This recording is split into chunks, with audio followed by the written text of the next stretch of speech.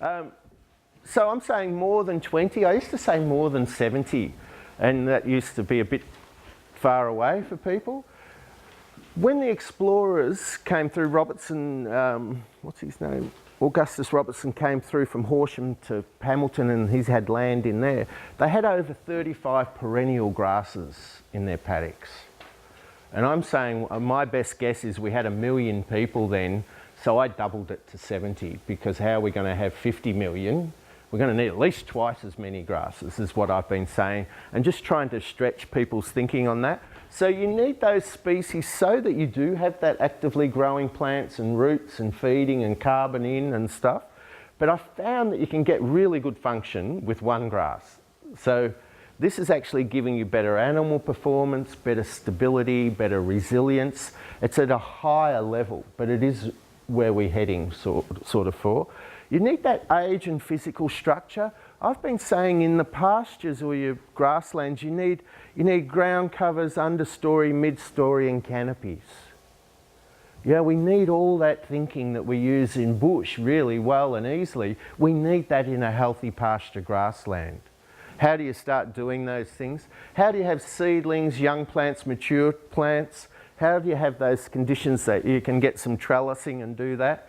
So the recoveries need to be quite long. You need that moderate decomposing litter as a target. It's very hard to get that decomposing litter in harder environments. But we have seen it. We've seen it out in central west New South Wales and on soils that, you know, like they're like rock to me, but you know, like that sort of shaly sort of stuff. And then increasing mature perennial grass plants. So I've removed a lot of that and starting to really focus in. What I'm frustrated with is I spent the first 10 years trying to learn about this and no one told me what the target was.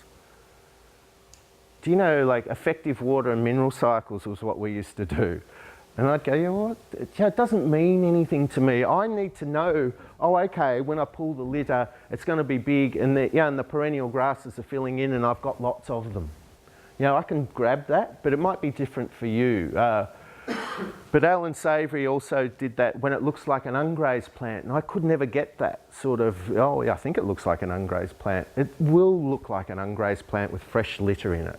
I can do that every day, all day. So it's knowing what those targets are to drive your trial areas.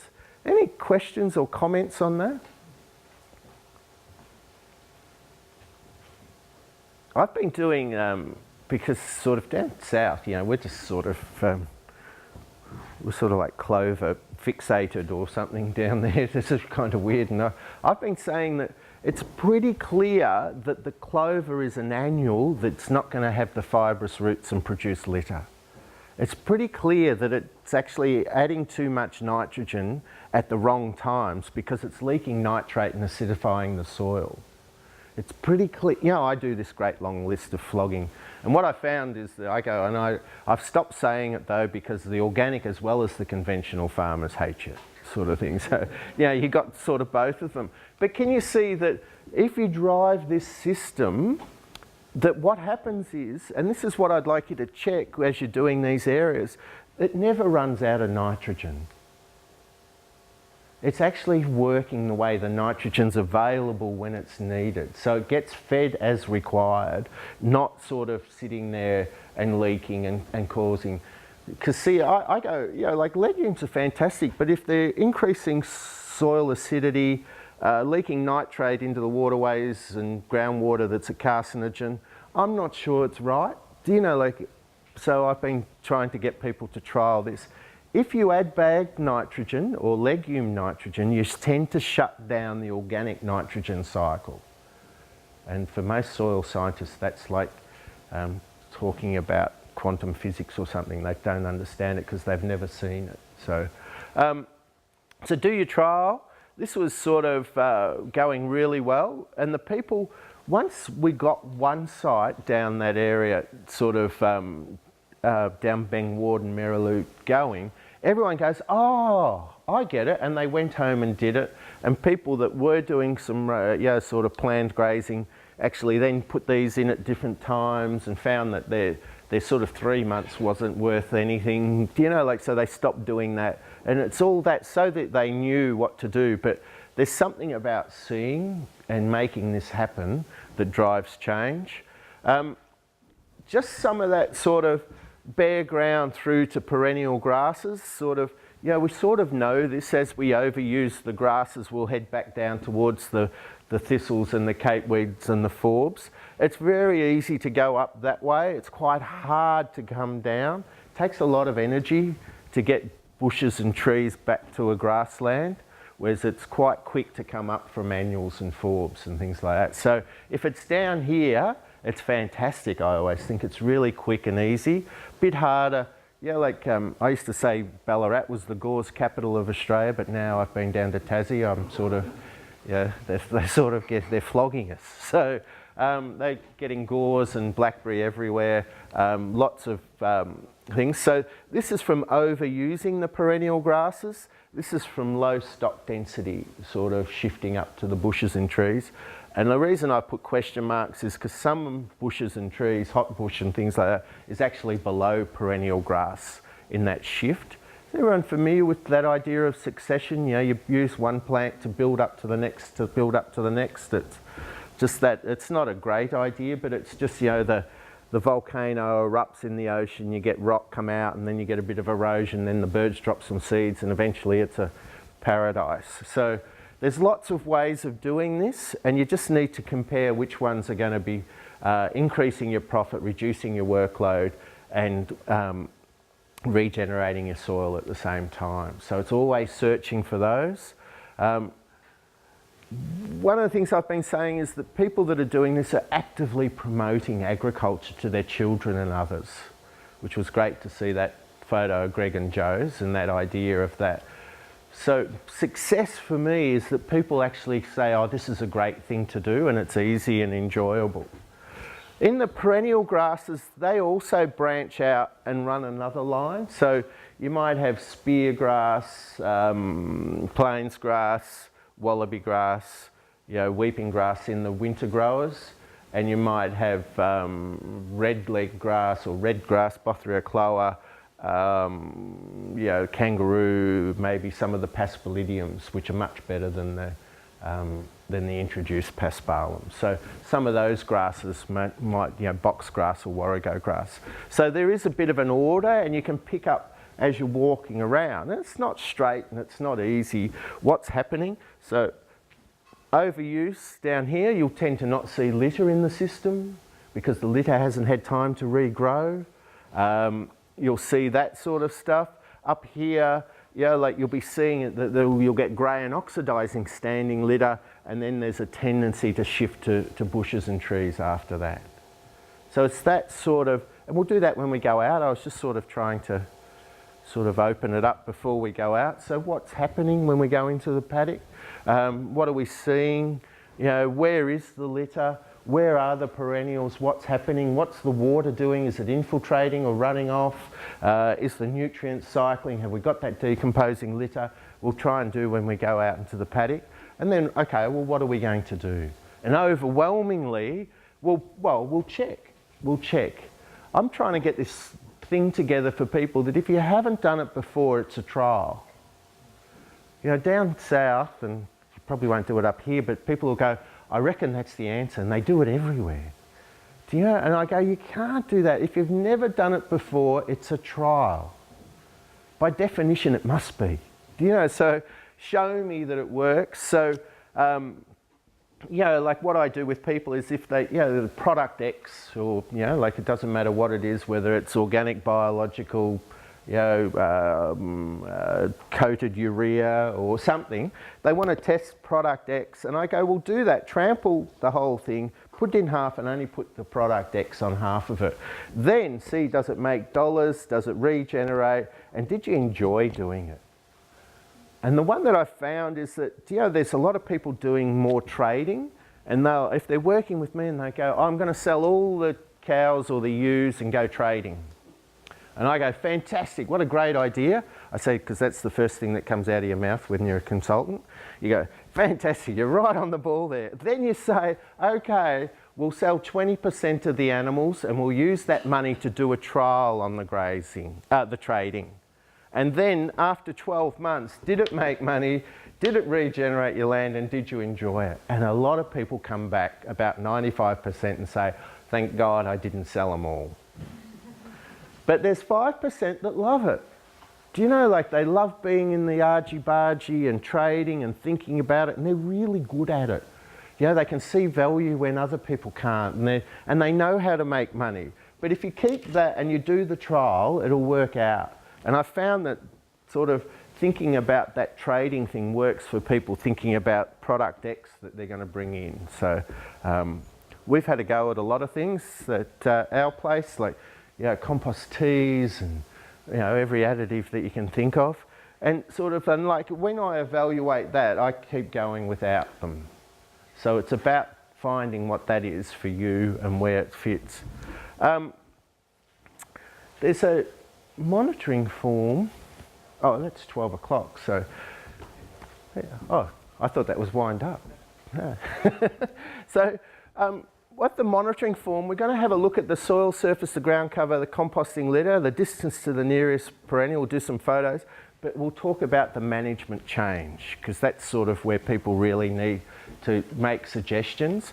And if you're thinking about offering advice to people, I say let them decide whether it's profitable and regenerative and enjoyable for them, but you can make suggestions. So every time we stop and think about something, we'll try and come up with 5 options that we can then offer to Greg and Joe or whoever you're talking to, and then they can choose whether they pick them or not. As long as you know it can grow and it's low cost and you can do it at a profit and enjoy it and know what that grass is, so those, you know, undersowing oats or trying just the oats or doing that trial, then I'd go ahead and do whatever does that as quick as you can to get it back to that perennial function, ground cover, moderate temperatures, keeping the soil intact, infiltrating the water where it falls. When we do that sort of with that discharge salt sites in southwest Victoria, all of that salt starts to move back down the profile where it should be, so it starts to become much healthier. So that grazing, incorporating cropping, you know, Cole's talking next week at Echuca, but overwhelmingly the first thing is, he says if you want perennial grasses in the system, you've got to stop killing them. So he also does another really good one on gramoxone or one of those. Is that spray seed? Which one's spray seed? And he says that, you know, it's a fantastic chemical. The only problem is it kills people. So, you know, he really likes it. But, you know, so, so he talks about a lot about that. The benefits to natives of that cropping is it tends to, we're struggling to get the right amount of disturbance in the landscape. So those knife points tend to create some conditions that you can, and it's deep enough, you don't need to deep rip, and it starts to create the conditions to benefit those natives to get going. So we need life to get to that next life, to get to that next life. So the pasture cropping idea sort of tends to work in that way. That risk and failure is really huge. We've got to know that we are not at risk and what are the failures. So in the grazing, it's running out of grass. So we must make sure that we know at all times that we've got it covered. Long recoveries actually, do you know that leaf emergence rate is what they call it in the dairy industry that I was talking about, you know, with the leaves and stuff. You need to know that you're going to have enough, and it's air temperature and moisture driven. The big drivers, there's fertility for winter leaves and stuff. So if that physiology of the plant's driven by that, you need to know that you're going to have times that you did get the right combinations of moisture and stuff. So as those increase, we're finding people are keeping more money in their business. So they don't necessarily make more, you know, it's like that gross margin graph. They keep more money. So over a decade, and this is what we're looking at for the PhD student sort of to go through either ANU or Sydney Uni as well, that you actually get to keep more money in the business. But it's how do you do that? So in terms of making sure that you're not getting this failure, that stocking rate to rainfall, I found the only way that I can do that is to go out and make sure that I've got grass in the paddock. So how many days? When we call it planned grazing because we draw up a plan of how many days. So if this is the paddock numbers, 1, 2, 3, 4, 5, how many days do I need to be? So it might be 18 days, 6 days, 12 days, they're all even, 7 days, 5 days, that you have to be in those different paddocks. If you can't, when you come out of that paddock, and it's much easier with cattle, have good gut fill, so about 10% I say on score 3, and I'll send this through Joel and stuff, so slightly hollow on the left-hand side in the paralumbar fossa region there.